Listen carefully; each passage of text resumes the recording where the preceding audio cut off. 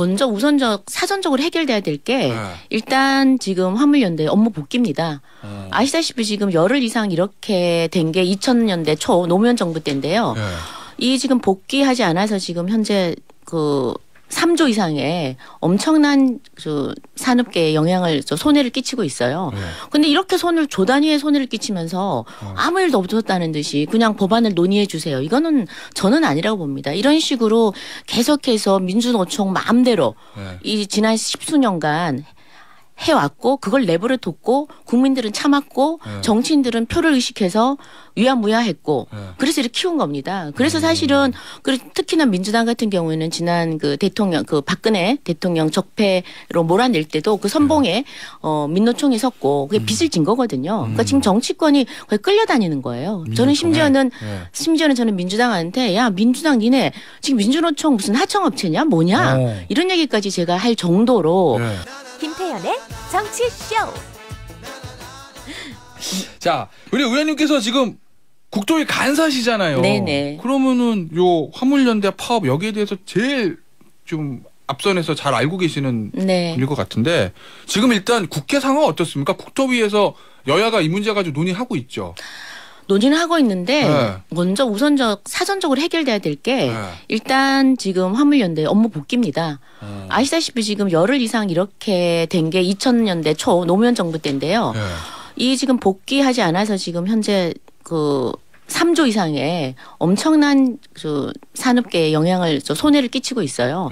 근데 이렇게 조 단위의 손해를 끼치면서 아무 일도 없었다는 듯이 그냥 법안을 논의해 주세요. 이거는 저는 아니라고 봅니다. 이런 식으로 계속해서 민주노총 마음대로 이 지난 10수년간 해왔고 그걸 내버려 뒀고 국민들은 참았고 정치인들은 표를 의식해서 위야무야했고 그래서 이렇게 키운 겁니다. 그래서 사실은 특히나 민주당 같은 경우에는 지난 그 대통령 그 박근혜 대통령 적폐로 몰아낼 때도 그 선봉에 민노총이 섰고 그게 빚을 진 거거든요. 그러니까 지금 정치권이 거의 끌려다니는 거예요. 저는 심지어는 저는 민주당한테 야 민주당 니네 지금 민주노총 무슨 하청업체냐 뭐냐 이런 얘기까지 제가 할 정도로 지금 그렇게 인식하는 분들이 많습니다. 왜냐하면 지금 질질 끌려다니니까요. 그러니까 그 약점을 아는 거죠. 그래서 새를 키운 다음에 야 정치권 특히 민주당 당신들은 우리 말 안 들으면 안 돼요라는 그런 지금 전제 때문에 이렇게 나라 경제도 또 심지어는 뭐 국민들 볼모로 잡고 또 일상생활에 지금 다 영향을 미치고 있지 않습니까?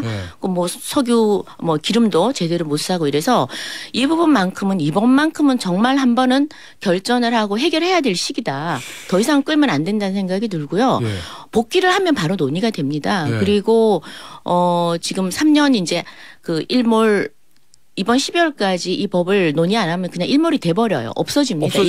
이 제도는 없어집니다. 그러면 사실 남은 기간 동안은 법안을 또 만들어야 되는 거잖아요. 네, 물론 법안을 또 만들어서 내년에 다시 할 수는 있겠지만 이 일몰이 되고 나면 사실은 이거 뭐 아시겠지만 이거 차주와 화주의 사적 계약이거든요.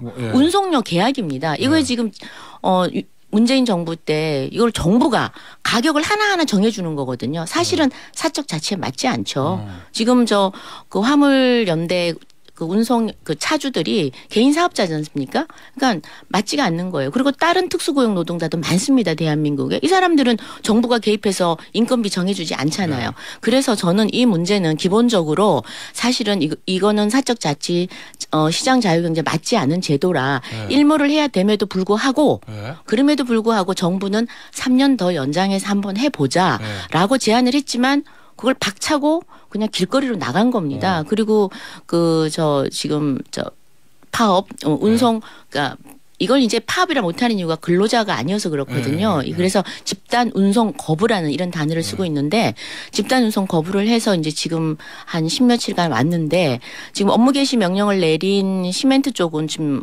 급격하게 좋아지고 있습니다.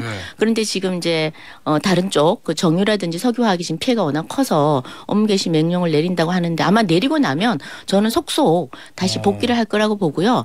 이런 업무 그 개시 명령의 어떤 강제 수단을 쓰는 것보다 저는 여기 계신 화물연대 분들이 이제 시대가 바뀌었습니다.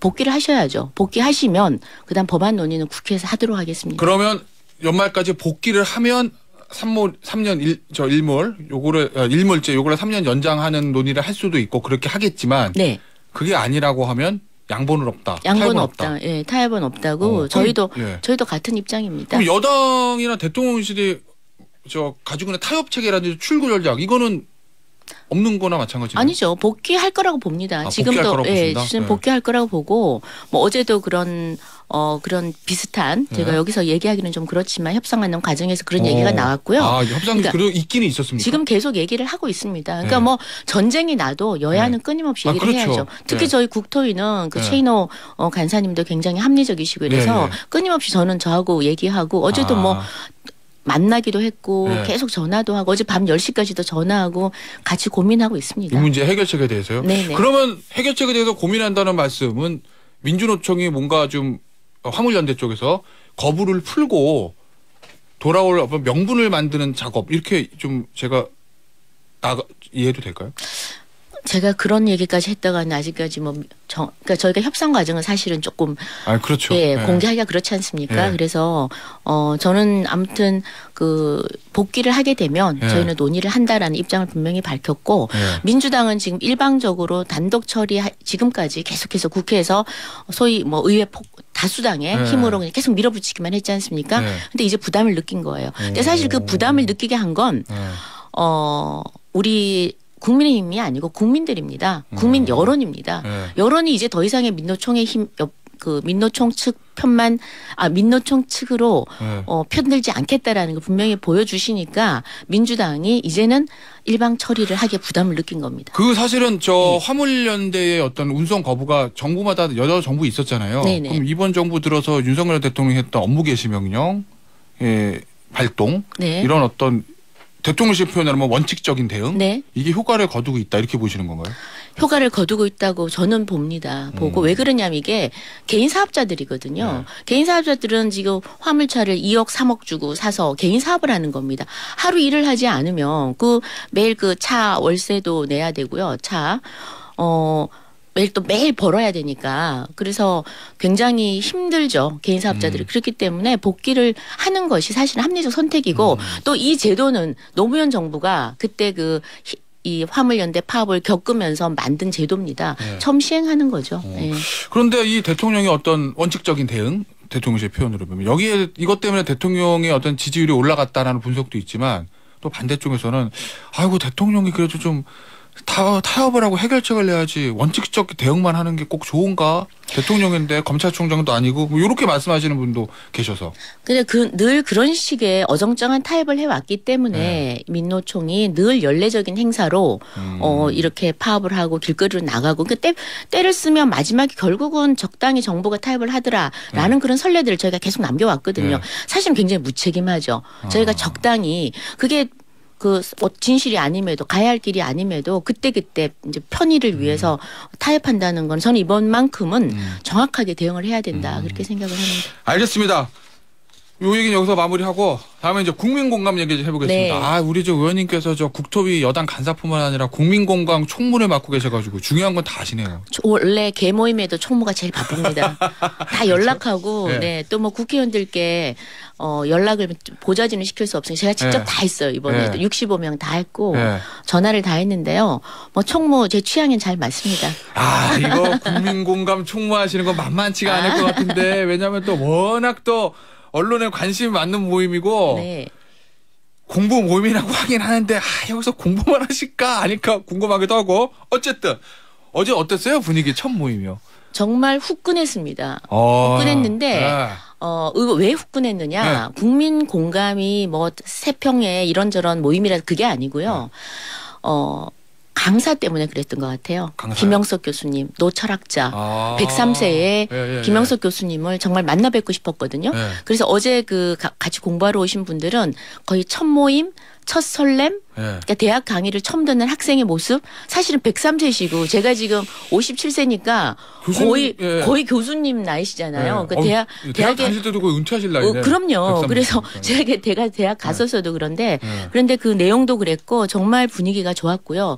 의원들 끝나고 난 다음에 의원님들로부터 정말 감동받는 시간이었다라는 얘기를 굉장히 많이 들었습니다. 그리고 뭐 웬만한 65명이 거의 해외 가시는 분 빼고는 거의 전원이 다 오셨고 또 플러스 또 당협위원장들 많이 오셨어요. 또 언론들도 많이 오시고 이래서 잘 출발은 한 것 같습니다. 이 원래 가입하신 분들이 65명이면은 거의 50% 가까운 전체위원회. 네. 근데 71명 참석하셨다고 그러면 6명은 가입 안 하셨는데 참석하신 분이잖아요. 아니요. 못 오신 분들이 해외 가신 분들이나 이런 분들도 한 4-5분 계세요. 그러면 가입 안 하고 참석하신 네, 얼마 오픈 플랫폼이에요. 저희가 국회는 스터디 모임이 많습니다. 그런데 그 스터디 모임은 저도 지금 4개를 가입해 있거든요.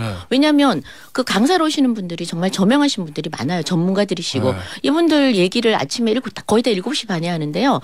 나가서 누구나 듣고 싶어 합니다. 그래서 가입을 하게 되면 회비를 내야 되기 때문에 저는 살짝 어떤 데는 가입을 안 하고 비회원으로 가서 듣기만 하는 경우도 많습니다. 그래서 어제 비회원으로 오신 분들도 한 10여 명 계시고요. 자, 보니까 그랬습니다. 비회원으로 오신 분 중에 제일 언론이 좋아하는 분, 관심을 가지는 분이 장제원 의원이시죠. 아, 네네. 원래 장제원 의원은 예전에 그 민들레? 네. 국민공감 전신이라고 불리는 그거는 주도하셨잖아요. 주도라기보다도 그때도 주도는 안 하셨고요. 회원이셨어요. 근데 하도 말이 많고 뭐 뉴스가 되고 이러니 아유 내가 이 모임을 괜히 망가뜨리면 안 되지 이러고 탈퇴를 하셨죠. 그래서 국민공감은 또 다시 가입 안 하신 건가요? 아 탈퇴 한번 나가셨는데 또 가입합니까? 그냥 오픈 플랫폼 돼 있으면 언제든지 오시면 되는데. 어제는 왜 오셨대요? 김영석 교수 강의 들으러 아니면은 국민공감 첫 모임이니까. 김영석 강의 듣고 또 첫 모임 축하도 해주시고 그러니까 다시 이게 초재선 의원들이 많으세요 대부분. 그래서 다선 의원님들은 응원 격려하러 또 오시죠. 그래서 어제 그런 차원에서 오셨고 아마 아침 모임에 저는 좀 공부하기 좋아하는 사람 아침형 인간들은 거의 오시지 않을까. 강사만 섭외를 잘 하고 저희가 왜냐하면 거기서 정말 얻는 게 많거든요. 그래서 뭐 특별한 의미는 부여하지 않으셔도 될 것 같습니다. 맞아요. 권성동 의원도 오셨나요? 권성동 대표도 오셨어요. 권성동 저 의원도 국민공감 멤버십니까? 아니죠. 그럼 오셨구나. 예. 저 김기현 의원하고 안철수 의원은요? 다 오셨어요. 거기는 멤버세요. 두 분은 멤버세요? 이 회원을 지난 6월에 받은 거거든요. 6월에 받은 65명이라 그때 가입 잘하셨죠. 원년 멤버시네. 예. 아니 그런 얘기도 좀 하잖아요. 어차피 뭐 언론의 관심이 전당대회니까 주로 이제 친윤계 뭐 넓게 보면은 여당 의원이니까 다 뭐 넓게 보면 친윤이다 이런 말씀들 의원들 많이 하시긴 하던데 어쨌든 친윤계 의원이 좀 주도가 하는 모임이기 때문에. 전당대회를 앞두고 좀 새과시하는 거 아니야? 뭐 이런 시각도 좀 있던데. 아 그건 아니고요. 사실은 지난 6월에 하려고 그랬었는데 그때 오해를 많이 받았죠. 그냥 스터디 모임인데 그때 권성동 대표님께서 뭐 무슨 권력 집단을 만들려고 그러나 뭐 이러면서 여러 가지 이유를 대시고 조금 오해를 하셨어요. 언론 기사가 잘못 나가는 바람에 그래서 오해도 푸셨고 해서 언젠가는 우리가 왜냐하면 그때 회원을 받아놨기 때문에 그러니까 언젠가는 해야 되는데 이런데 뭐 여러 가지 당내 사정이 좀 복잡했는데 그런 게 좀 해결되고 이래서 이번에 올해 가기 전에 그래도 출범하자 그래서 시작한 거예요. 너무 큰 의미는 부여하시지 않으셔도 될 것 같고 저스트 원 오브 댐입니다. 여러 가지 뭐 공부 모임이 많습니다. 한 4-5개 되는데요. 그중에 하나고 제가 초선 때는 이런 공부 모임이 한 20여 개 됐었어요. 근데 뭐 공부 모임이 많은 건 저도 알고 있는데 저 의원분들이 아침에 이제 소규모로 이렇게 대규모로 하는 경우가 별로 많은 것 같지는 않아가지고 이게 아무래도 수요와 공급인 것 같아요. 이게 개수가 적으니까 의원들이 몰리는 것 같아요. 예전에는 보통 한 20-30명, 10명, 20명인데 좀 몰리는 것 같습니다. 많으면 좋죠. 회비를 좀 많이 거둘 수 있으니까. 강사 초빙에서 강연 들으시는 거죠? 네네. 혹시 저 강사로 한동훈 장관도 섭외하십니까? 글쎄요. 한동훈 장관 지금 할 일 많으신데 본연의 임무에 충실하시는 게 아니고 지금 다음에 노동개혁 그다음에 노동교육 연금개혁 쭉 저희가 잡아놨고 그쪽이 전문가는 아니시니까요. 아직 계획 없습니다. 알겠습니다. 이 지금 전당대회를 앞두고서는 소위 말하는 윤핵관의 핵심이라고 불리는 장제원 의원이나 권성동 의원 측과 지금 비대위 지도부하고 조금 파열이 있는 거 아니냐 뭐 이런 관측도 있어요. 근데 그 내용을 들여다보면 사실은 뭐 이게 제 생각입니다. 그러니까 지금 지도부 두 분은 뭐 예를 들면 이런 사람이 돼야 되지 않느냐. 뭐 수도권과 MZ세대를 좀 수술할 수 있는 사람 또 공천권을 합리적으로 행사할 수 있는 사람이라고 얘기를 했죠. 사실 틀린 말은 없어요. 그러나 그런 건 제가 하거나 우리가 해야죠. 그러니까 지금 지도부에 계신 분들은 이 지금 그 책무 선거의 공정성에 책무를 지니신 분들이거든요. 굉장히 말씀 한마디 한마디가 영향이 크기 때문에 그냥 이런 내용들은 다른 당내에서 얘기가 좀 나오고 굉장히 좀 언행에 모두 신중을 좀 기해 주시면 더 공정성을 가질 수 있지 않나 싶고요. 그다음에 뭐 다른 장제원 의원님이나 이런 분이 하신 말씀은 그런 어떤 조건이라고 하나 그런 데 대한 그게 잘못됐다가 아니라 그리고 위치에 그런 중요한 위치에 있으니까 조금 조심을 해달라라는 거 플러스 그다음 뭐 성에 차지 않는다 이런 얘기에 대한 좀 반감인 것 같은데요. 사실은 성에 차지 않는다는 말은 그거는 뭐 당원들이 성에 차지 않는다고 그러는데 그건 아닌 것 같습니다. 제가 봐서는 왜냐하면 그런 식의 기준이라 그러면은 뭐 수도권 이걸 지금 수도권이나 MZ세대는 누구나 다 아울러야 됩니다. 그리고 수도권뿐만 아니라 지금 그 지방 소멸시대에 지방도 아울러야죠. 그렇죠. 그리고 MZ세대만 세대입니까? 맞아요. 지금 노인세대는 다른 세대들도 많아요. 중장년층도 힘듭니다. 다 아울러야죠. 그래서 이거는 그런 식으로 특정 조건하는 게 아니라 정말 국민들을 아우를 수 있고 또 윤석열 정부가 일을 할 수 있도록 해야 되는 거고요. 또 다음 전대에서 어떤 조건이냐 그러면 전대가 아니죠. 그 총선에서 이기는 게 중요하겠죠. 총선에서 이기려고 그러면 윤석열 정부가 제대로 해야만 이길 수 있습니다. 지난번에 노무현 정부가 임기 말에 잘못했을 때 그 당은 완전히 열린우리당은 망했습니다. 똑같습니다. 윤석열 정부가 지금 지지율 떨어지고 제대로 못하면 다음 총선이 없어요.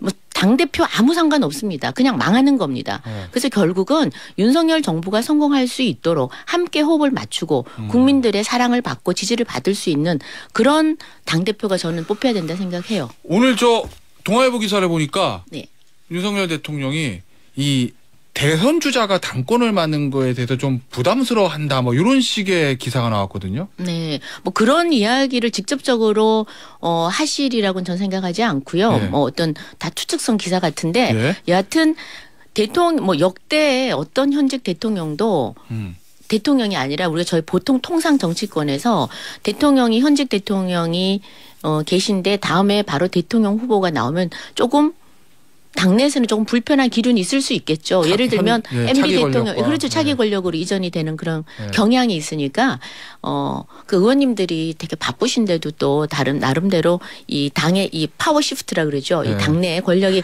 이 시프트하는 게 또 있거든요. 그리고 또 뭐 줄 잘 갈아타시는 분들도 계시고 뭐 타잔형 의원이라고 우리가 소위 그러는데 타잔형 뭐 그런 것도 계신데 여하튼 그런 부분이 있는데 저는 대통령은 굉장히 묵직한 그런 대통령으로서 그런 말씀을 안 하셨을 것 같고 여하튼 뭐 누구든지 저는 나올 수 있다고 봅니다. 누구든지 나올 수 있고 특별히 뭐 대선 주자라고 해서 배제할 이유는 필요는 없잖아요. 없죠. 누구든지 나올 수 있습니다. 알겠습니다. 전당대회 룰 바꾸나요? 9대1로? 뭐 그건 제가 모르죠. 근데 이제 개인적으로 어떻게 보세요? 그게 맞다고 보시나요? 저는 개인적으로 지금 7대1인데요. 7대3인데 민주당이 지금 9대1입니다. 근데 이게 지금 민주당이 9대1이고 민주당은 역선택 방지 조항도 아주 명시돼 있습니다. 그러니까 저희 당도 저는 그래요. 당 대표는 우리 당원이 뽑는 겁니다. 우리 당에 대표하는 거지 일반 뭐 국회의원이나 이런 분들은 주민이 뽑으니까요. 당심과 또 공천을 할 때는 당신과 민심을 같이 볼 수도 있겠지만 당 대표는 우리 당원들이 뽑는 거라 저는 당원의 비율을 늘리는 것도 저는 고려해 볼 수도 있다 생각을 하고요. 그거는 이제 앞으로 그 룰 만드는 데서 또 아주 유연성 있게 잘 할 거라고 보고요. 다만 말씀하시죠. 그리고 다만 이제 최근에 보니까 유승민 제가 그거 여쭤보려고 그럼 여쭤봐 주세요. 그럼 제가 대답하겠습니다. 아니 유승민 전 의원이 요 전당대회 룰 변경 나오는 거 가지고 보니까 나 한 명 이기겠다고 룰을 변경하냐? 국민의힘을 국민들이 찌질하다 할 것이다. 뭐 이렇게 얘기하고 나경원 전 의원도 전 원내대표죠. 전당대회 룰 변경은 반대한다. 뭐 이렇게 얘기하고 보니까 안철수 의원도 반대하시는 것 같던데. 네. 유승민 대표께서 뭐 나 하나 때문에 룰을 바꾼다고요? 그럴 일은 없어요. 그리고 지금 너무 지금 약간의 과대망상 전혀 그런 거 없습니다. 왜냐하면 만약 그게 맞다 그러면 지난 경기도지사 선거 때 유승민 대표 그때 5대5였어요. 그때요? 당심대 일반 여론조사 대 당원 여론조사 5대5였는데 그때도 초선인 김은혜 그 전 의원한테 그냥 졌지 않습니까? 김은혜 의원은 또 5% 현역 의원 그 5% 감점이 있었어요. 그런데도 졌어요. 그러니까 지금 그런 말 할 때는 아닌 것 같아요. 일반 여론이 50%일 때도 초선 의원한테 그만큼 경륜 많은 국회의원이 대선까지 나오신 분이 졌지 않습니까? 그러니까 이게 시대 정신이라는 것도 있고 그래서 유승민 대표가 그런 룰 가지고 얘기할 거는 아닌 것 같고요. 룰은 얼마든지 바꿀 수 있는 겁니다. 보통 우리가 공천할 때 공천 막바지에 공천을 한 달 남겨놓고 그때 양당이 당에 공천 룰을 만듭니다. 그러면 뛰고 있는 사람들은 이제 그때 룰이 정해지는 거예요. 그래서 저는 그 공천 룰이라는 것은 공정하게 적용만 되면 되는 거지 공천 룰에 대해서 특히나 후보들이 왈가왈부하는 거는 좀 민망하지 않나요? 근데 이런 건 없을까요? 지금 보면은 유승민, 나경원, 안철수 소위 말하는 여론조사 기준으로 하면 현재 판세에서 빅3라고 불릴 수 있는 요 세 의원이 다 후보가 다 반대하는 상황에서 요걸 9대1로 만약에 변경하면 야 혹시 용산에서 원하는 후보들을 당선시키기 위해서 그러는 거 아니야? 라는 오해를 좀 살 수도 있지 않을까요? 일단은 저는 첫 번째는 용산에서 뭐 원하는 후보가 있을 것 같지는 않아요. 예. 대통령이 굳이 그렇게 해야 될 이유가 없죠. 당심에 맡겨서 그 당심에서 뽑은 대표와 함께 호흡을 맞춰서 일하는 게 제일 중요하고요. 그다음에 이제 당을 하나로 좀 결집을 해야 되니까 결집을 누가 잘할 수 있는지는 당원들이 선택하는 거지 윤 대통령이 선택을 할 수가 없습니다. 저는 그렇게 보고 그다음 룰이라는 거는 지금 그럼 민주당은 왜 9대1로 하겠습니까? 당원들이 뽑겠다는 거거든요. 그래서 저는 당원들이 뽑겠다고 하는 만약에 여론이 강하면 한번 룰 변경도 고려해 볼 수는 있다고 보고요. 그거는 뭐 그 선수들이 뛰는 선수들이 나를 위한 룰로 바꿔주세요. 나한테 유리하게 해주세요. 그렇다고 해서 룰을 본인들에게 유리하게 해줄 수는 없는 거죠. 알겠습니다. 오늘 국민의힘 김정재 의원 모시고 화물연대 운송 거부부터 국민 공감이라는 공부 모임 그리고 전당대회까지 여러 가지 얘기 다각도로 짚어봤습니다. 의원님 다음에 또 다시 모시겠습니다. 네, 감사합니다. 네, 감사합니다. 지금까지 국민의힘의 김정재 의원이셨습니다.